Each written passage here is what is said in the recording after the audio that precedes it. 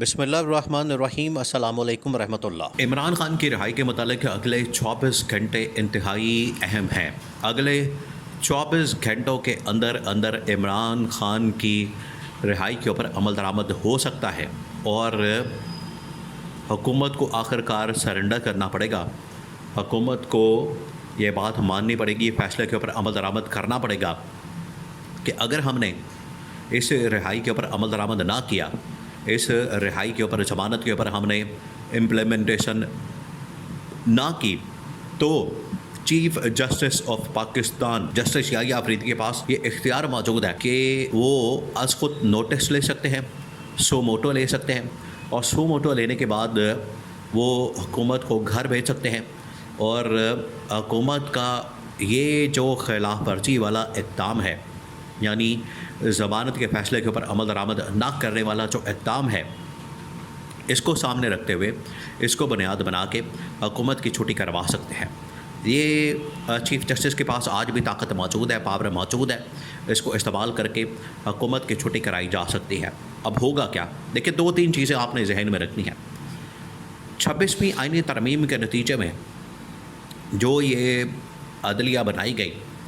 لوگ اب اس کے خلاف، پاکستان کے اندر تو لوگوں کو پتہ ہے کہ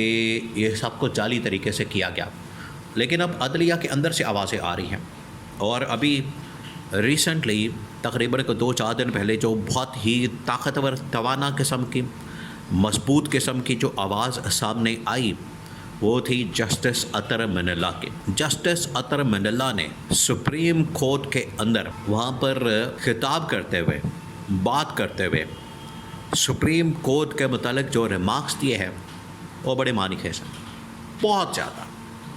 اس سے آپ کو اندازہ ہوتا ہے کہ سپریم کورٹ کے اندر بیٹھے ہوئے ججز، سپریم کورٹ کے اندر بیٹھے ہوئے جو ٹاپ کے ججز ہیں، یحییٰ آفریدی کے ساتھ، دیکھیں ویسے تو یحییٰ آفریدی اتنے سینئر آدمی نہیں ہیں جتنے کہ باقی ہیں۔ یحییٰ آفریدی کا نمبر آتا ہے 4تھا 5واں، ان سے اوپر منصور علی شاہ اور جسٹس اطہر من اللہ، یہ وہ ججز ہیں جو کہ بڑے ٹاپ کے ججز ہیں، اور ان کی پاکستان کی تاریخ میں اس طرح کی جدوجہد ہے، فیصلے ہیں، اتنے تگڑے قسم کے ان کے فیصلے ہیں، آئین اور قانون کے متعلق، حکومت کے اختیارات، اتھارٹی کے متعلق، اسٹیبلشمنٹ کی مداخلت کے متعلق، اور آئینی ترامیم کے متعلق، اور یہ تمام ریاستی حکومتی معاملات کے متعلق جو ان کے فیصلے ہیں، جو ان کی کمانڈ ہے، یا ان کا جو نقطہ نظر ہے، وہ کسی اور کا نہیں ہو سکتا، جس کی وجہ سے ججز کے اندر جو ان کی اہمیت ہے بہت زیادہ ہے۔ یحییٰ آفریدی تو 4تھے 5ویں نمبر سے چیف جسٹس بن کے، تو ان کو یہ احساس ہو رہا ہے، اب ان کے اندر بھی ایک احساس موجود ہے کہ جس طرح سے باقی ججز تاریخ کے اندر یاد رکھے جائیں گے، تاریخ میں ان کا نام ہوگا، تاریخ کے اندر وہ ہمیشہ ایک یادگار کے طور پر جانے جائیں گے۔ ہو سکتا ہے کہ یحییٰ آفریدی کا اس طرح سے نام نہ ہو،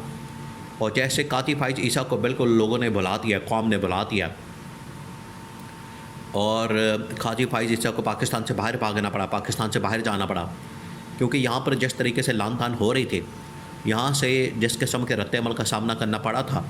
قاضی فائز عیسیٰ کو، یحییٰ آفریدی کو اندازہ ہو گیا کہ یہ تمام چیزیں ہمارے خلاف جا سکتی ہیں، اور اس کی وجہ سے ہمیں عوامی غیظ و غضب کا، عوامی رد عمل کا، عوامی ریاکشن کا سامنا کرنا پڑ سکتا ہے۔ اب جو جسٹس اطہر من اللہ نے باتیں کی ہیں، جسٹس اطہر من اللہ نے حکومت کا پورا نظام کھول کے رکھ دیا ہے۔ 26ویں آئینی ترمیم، اس کے نتیجے میں آنے والی عدالت اور ججز، انہوں نے ساروں کا پول کھول دیا ہے۔ انہوں نے کہا ہے کہ یہ عمران خان کے خلاف جو آج انتقامی کارروائی کی جا رہی ہے، یہ ناقابل قبول ہے، یہ سراسر آئین اور قانون کی دھجیاں اڑانے کے مترادف ہے، اور ملک کے اندر انسانی حقوق کی دھجیاں اڑانے کے مترادف ہے۔ تو انہوں نے تو بڑی کھل کھلا کر بات کر دی۔ اب یہ پریشر بلڈ اپ ہو رہا ہے، 2 طرح سے پریشر جو ہے وہ اس وقت چیف جسٹس کے اوپر موجود ہے، جس کی وجہ سے انہوں نے کسی وقت بھی سو موٹو لے لینا ہے۔ یہ بڑا کلیئر ہے، نظر آ رہا ہے۔ دو قسم کا جو پریشر، ایک ہے انٹرنل پریشر ججز کا، اس کی مثال جسٹس اطہر من اللہ کی تقریر ہے، ان کا خطاب ہے، اور دوسرا جو سب سے بڑا پریشر ہے جس کو یہ محسوس کرتے ہیں اور اس پریشر میں آتے ہیں، اس کا اظہار تو نہیں کرتے، لیکن جب وہ پریشر پڑتا ہے تو اس کے بعد اندازہ ہو جاتا ہے، اس کے بعد پتہ لگ جاتا ہے کہ ان کے اوپر کس قسم کا پریشر موجود ہے۔ وہ ہے پبلک پریشر، اور پبلک پریشر آتا ہے سوشل میڈیا کے ذریعے سے۔ سوشل میڈیا کے اوپر اس وقت بھرمار ہے ان تمام چیزوں کی کہ چیف جسٹس آف پاکستان کا حکم اگر آج نہیں مانا جا رہا تو کل کو پاکستان کے اندر کوئی بھی شہری کسی بھی عدالت کا، سپریم کورٹ تو چھوڑیں، کسی چھوٹی بھی عدالت کا حکم ماننے سے انکار کر سکتی ہے۔ اس طرح سے کیا ہوگا؟ ملک کے اندر انارکی، ملک کے اندر خانہ جنگی، انتشار، خلفشار پیدا ہو جائے گا۔ یہ بڑے انٹلیکچول انداز میں تمام کی تمام چیزیں چیف جسٹس آف پاکستان ان کے سامنے رکھ دی گئی ہیں، بتا دی گئی ہیں کہ یہ پبلک پریشر ہے اور یہ انٹرنل پریشر آ رہا ہے۔ تو اب آپ کے اختیار میں ہے،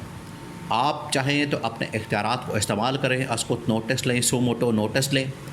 گورنمنٹ کو جاری کریں اور گورنمنٹ کو اپنے فیصلے کے اوپر عمل درآمد کرنے کا کہیں، ورنہ آپ کے فیصلوں کی وقت کوئی نہیں ہوگی، عوام کا اعتماد آپ کے اوپر سے ہٹ جائے گا۔ سیکنڈ یہ کہ پھر آپ استعفیٰ دے کے گھر چلے جائیں، یا پھر آپ کو اسی تنخواہ کے اندر کام کرنا پڑے گا، اسی طرح سے بے اختیار ہو کے، لاچار اور یتیم اور مسکین بن کے۔ یہ اس قسم کا یتیم مسکین قسم کا آپ نے پھر چیف جسٹس بن کے رہنا، سوائے اس کے کہ آپ کو پیسے مل جائیں، تنخواہیں مل جائیں۔ جب آپ نے انصاف ہی نہیں فراہم کرنا لوگوں کو، تو اس انصاف کے عہدے پر بیٹھ کر تنخواہیں کھانا یہ بالکل حرام ہے۔ تو یہ تمام چیزیں رکھتی ہے۔ اب یہ ان کے اوپر ڈپینڈ کرتا ہے کہ سو موٹو لیں، سو موٹو لے کے اس فیصلے کے اوپر عمل درآمد کریں، یا پھر اسی تنخواہ کے اندر کام کرتے رہیں اور لوگوں کو انصاف فراہم نہیں کریں گے تو چیف جسٹس بننے کا بھی کوئی فائدہ نہیں ہوگا۔ تو انٹرنل اور ایکسٹرنل پبلک پریشر دونوں جانب سے آ رہا ہے، یہ پریشر بہت زیادہ بڑھتا جا رہا ہے، اور اگلے 24 سے 48 گھنٹے کے اندر یہ سپریم کورٹ سے خبر سامنے آئی ہے کہ 24 سے 48 گھنٹے میں chief justice of Pakistan so motto لے کے حکومت کو اپنے فیصلے کے اوپر عمل درآمد کا کہہ سکتے ہیں، اور جیسے یوسف رضا گیلانی کو فارغ کیا گیا، ایسے ہی شہباز شریف کو سو موٹو کے ذریعے سے فارغ کیا جا سکتا ہے۔